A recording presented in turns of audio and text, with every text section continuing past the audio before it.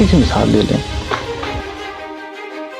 میرا نام ہے محمد علی بٹ اور آپ دیکھ رہے ہیں میرا یوٹیوب چینل جس دا کمیونیکیٹر. السلام علیکم. میرا نام ہے محمد علی بٹ اور آپ میرا یوٹیوب چینل دیکھ رہے ہیں دا کمیونیکیٹر 24.7 کے نام سے.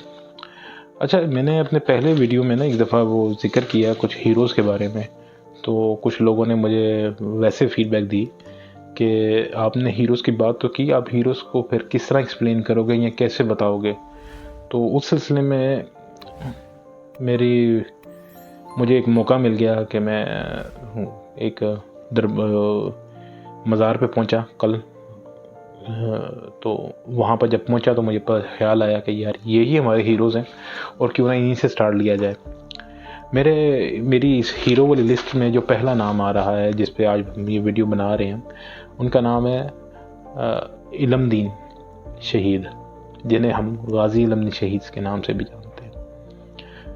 غازی علم دین شہید جو ان سے ہیں، ان کی رسپیکٹ اور ان کی ویلیو ہماری نظر میں اس لیے بھی زیادہ اہم ہے کہ اس وقت کا جو ماحول چل رہا تھا اور اس کے اندر جو انہوں نے کیا وہ تھا کیا، لوگ کیوں وہاں پر اس شخص کو اتنا رسپیکٹ دیتے ہیں اور کیوں اس کی ایک اسپیسیفک ویلیو ہے ہماری تاریخ کے اندر.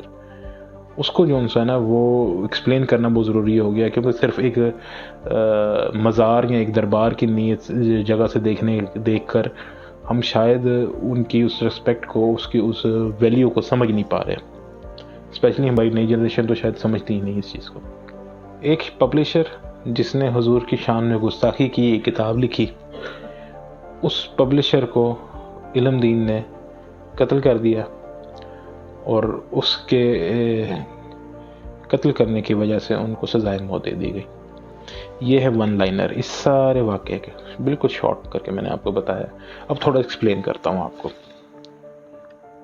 دسمبر 1908 غازی علم دین، جو صرف علم دین کے نام سے یعنی کہ زیادہ تھا غازی اور علم دین اور شہید، یا غازی اور شہید کا لفظ بعد میں ان کے ساتھ جوڑا گیا. علم دین ان کا نام تھا. وہ لاہور شہر میں پیدا ہوئے، ترخان کا کام کرتے تھے اور ایک ٹین ایجر تھے. بعض جگہوں پر لکھا ہے کہ ان کی ایج کہ تھوڑے سے نا رد و بدل ہے، بعض جگہوں پہ 18 ہے، بعض جگہوں پہ 19 ہے، بعض جگہوں پہ ایون 21 سال بھی لکھی ہوئی ہے. بہرحال اس کو تو ہم فور گرانٹ کرتے ہیں، لیکن جو مجھے ملا وہ اپنا ان کی جو تاریخ ملی وہ ملی تھی 1908، ان کی جو سی وہ پیدائش کا سال. وہ تو ایک نارمل طریقے سے اپنی فیملی میں اپنے گھر میں معاملات چلا رہے تھے. اصل میں ہوا کیا اس دوران؟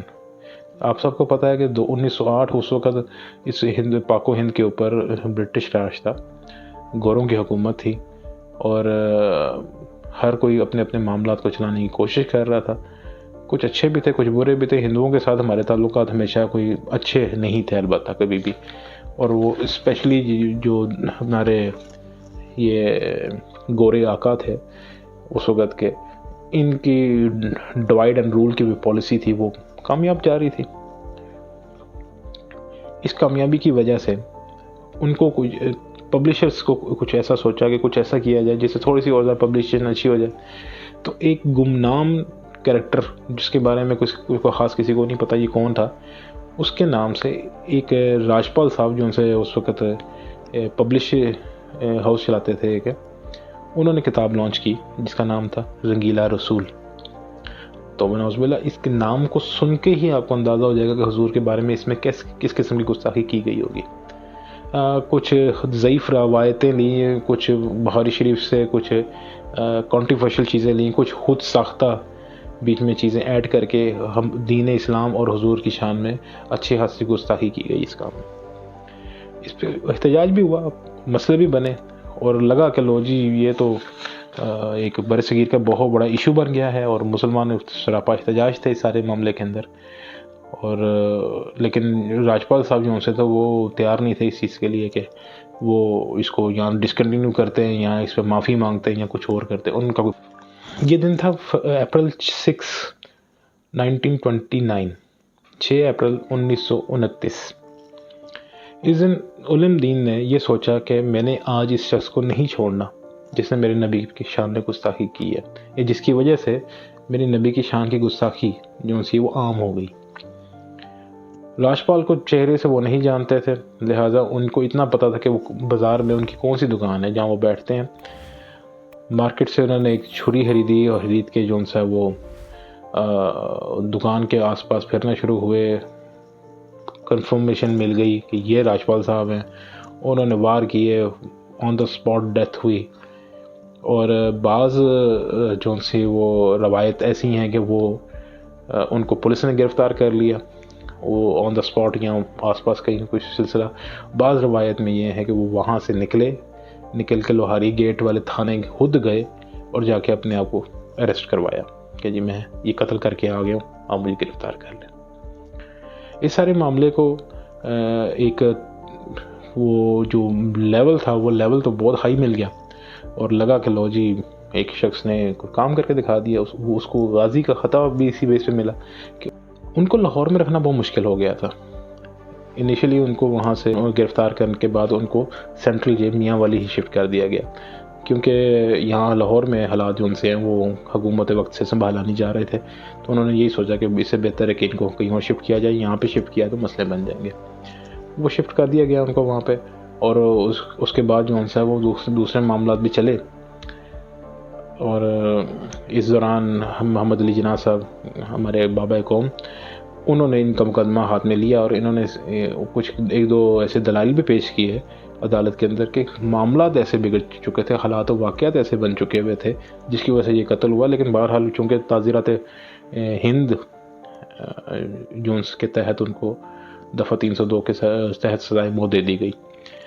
اب سزائے موت جو ان سی ہے وہ جب پلان ہو گئی کہ یہ تو ہونا تھا یا باقی معاملات ہونے تھے، تو اس دوران مختلف روایات ہیں۔ روایات میں اس لیے کہہ رہا ہوں کہ ان کی کوئی پرماننٹ کوئی پختہ ثبوت موجود نہیں ہے۔ یہ نہیں ہے کہ جی کہ یہ باقاعدہ طور ریٹن ہے، یہ ایسی چیزیں نہیں نکلی۔ بعض جگہوں پر لکھا ہوا ہے، یا بعض وہ کہتے ہیں اپنا سینہ بسینہ بات آگے بڑھتی ہے، تو ایسی کچھ باتیں بھی ہیں کہ وہ ان ایک دم سے جیل میں سے غائب ہو گئے۔ جب تھوڑی دیر بعد جب سب الرٹ ہو چکے ہوئے تھے، جب جیل کو دوبارہ دیکھا کہ وہ جیل کے اندر ہی تھے، تو انہوں نے بتایا کہ مجھے نبی پاک صلی اللہ علیہ وآلہ وسلم مجھے ملنے آئے تھے اور مجھے کہتے میں تمہیں ایسے لے جاؤں گا یا کسی اور طرح جانا چاہو گے؟ تو انہوں نے کہا نہیں، میں جب سزائے موت مجھے مل جائے گی میں تب آؤں گا آپ کے پاس، تاکہ میرے اوپر ایک شہید والی مہر بھی لگ جائے۔ اس کے علاوہ اور بھی کچھ چیزیں ہیں۔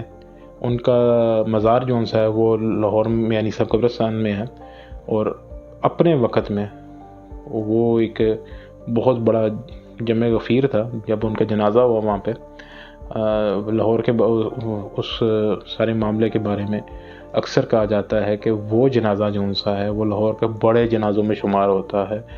تقریباً 6 سے 6.5 لاکھ لوگوں نے اس جنازے میں حصہ لیا تھا۔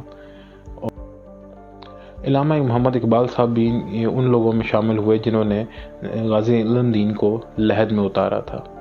تو جب علامہ صاحب سے پوچھا گیا تو انہوں نے کہا ہم پڑھے لکھوں پر ایک ان پڑھ بچہ بازی لے گیا، کہ ہم جو کام ہم کبھی کر نہیں پائے، کبھی ہم نے پلان نہیں کیا یا ہم اس طرح کا اس کو کر نہیں پائے، یہ ایک کل کا لڑکا آ کے ہمارا حصے کا کام کر کے چلا گیا۔ تو چونکہ ایک اور نسبت جڑی ہوئی ہے ان کے مزار سے متعلق، وہ یہ ہے کہ ان کے مزار سے متعلق جو ایک وصیت انہوں نے جیل میں ہی دی تھی، تو وہ ایز اٹ از جو سی اس کو امپلیمنٹ کیا گیا ان کے مزار کے اوپر۔ انہوں نے جیلر کو اپنی وصیت یہ دی تھی کہ میں چونکہ کوئی پیر نہیں ہوں، میں کوئی اپنا گدی نشین کوئی سید نہیں ہوں، تو لہٰذا میری کوئی گدی نشینی نہیں ہوگی، میرا کوئی گدی نشین نہیں ہوگا، میرا کوئی ایسا سیٹ اپ نہیں ہوگا کہ میرے پیچھے کوئی جانشین ہوگا، ایسا کوئی سیٹ اپ نہیں ہوگا میری قبر ضرور بنا دینا، بنا کے میری قبر کو درمیان سے کچا چھوڑ دینا، میری اوپر سے چھت بند نہ کرنا، اسے اوپن رکھنا، میرے قبر کے پاس پانی کا انتظام کر دینا، وضو کا انتظام کر دینا، اور ایک صف کی ایک مسجد بنا دینا، ایسی مسجد جہاں پر لوگ آ کے نماز پڑھ سکیں، اور میرے جو اہل و عیال ہیں ان میں سے جو بھی انتقال کر جائیں میرے یہاں ان کے آس پاس ان کو دفن کر دینا۔ یہ ان کی ٹوٹل وصیت تھی۔ آج بھی ان کے آپ اگر مزار پہ چلے جائیں تو وہاں پر کلیئر کٹ لکھا ہوا جگہ جگہ پر کہ ان کا کوئی گدی نشین نہیں ہے، इस सारे मामले को डिस्कस करने का मकसद दो है। पहला तो ये है कि उनका जो योम शहादत है वो है 31 अक्टूबर 1929। सो अभी चंद दिन बाद जो सा ये इनका बाकायदा उर्स भी मनाया जाएगा और उर्स के लिए यानी हल्की फुल्की तैयारी भी की जा रही है वहाँ पे। और दूसरा जो मेन मकसद है वो ये है कि हम अपने रियल हीरोज़ को देखें। ये आपके रियल लाइफ हीरोज़ हैं। ये ऐसे हीरोज़ हैं जो आपकी अपनी ज़िंदगी आपकी अपनी ज़मीन ने पैदा की है। ये ऐसे हीरोज़ हैं जो आपकी ज़मीन ने पैदा की, जो आपके पंजाब ने पैदा किया। अपने पंजाब के मेन हीरोज़ को देखें। मेरा मकसद इन हीरोज़ को एक्सप्लेन करना कोई लड़ाई डालना या कोई फड्डा करने के मकसद नहीं है।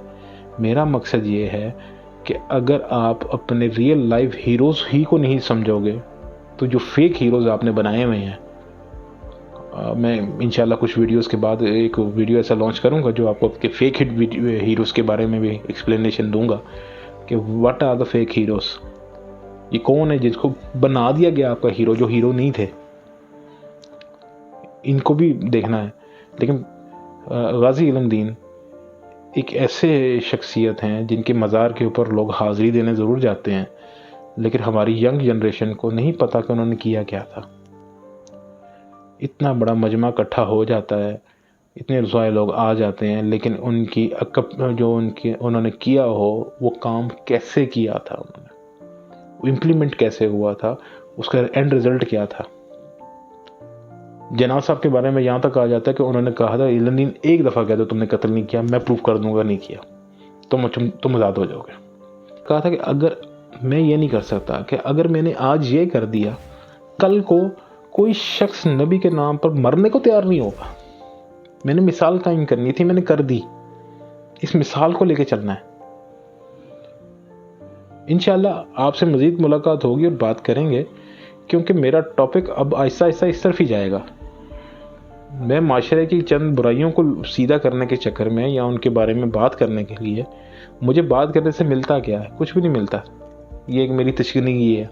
ये वो दिल की बात है जो बात मैं आपसे जानबूझ के कर रहा हूँ, कुछ अपना दिल हल्का करने के लिए। दुआओं में याद रखिएगा। इंशाल्लाह जल्दी दोबारा मुलाकात होगी। छोटी सी मिसाल ले लें। मेरा नाम है मोहम्मद अली भट्ट और आप देख रहे हैं